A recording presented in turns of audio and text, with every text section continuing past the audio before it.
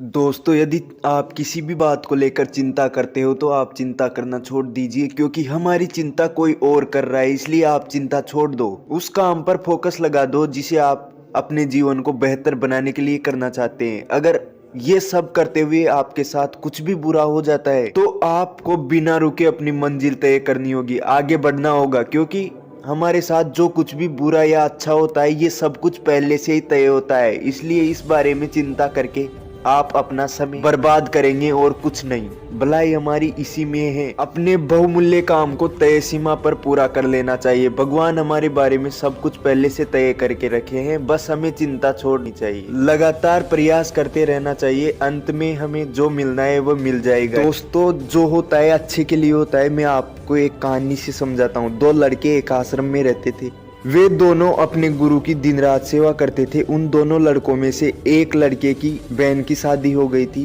वह अपनी बहन की शादी की तैयारी बहुत धूमधाम से करना चाहता था, पर उसके पास पैसे नहीं थे।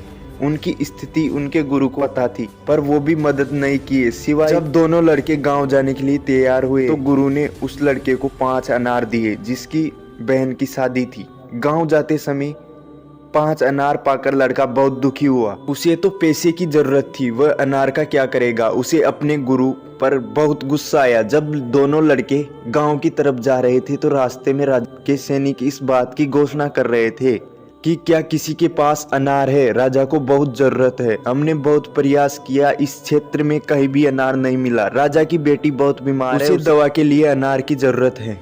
दोनों लड़कों ने सोचा हमें अनार की कोई जरूरत नहीं, ये अनार हम राजा को दे देंगे और उनकी बेटी का इलाज हो जाएगा। दोनों लड़कों ने अनार होने की बात सैनिक को बताई। सैनिक उन दोनों लड़कों को राजा के पास ले गया और लड़कों ने अनार राजा को दे दिया। राजा ने उन्हें इसके लिए बहुत सारा इनाम दिया, पैसा, जवाहरात और बहुत कुछ दिया।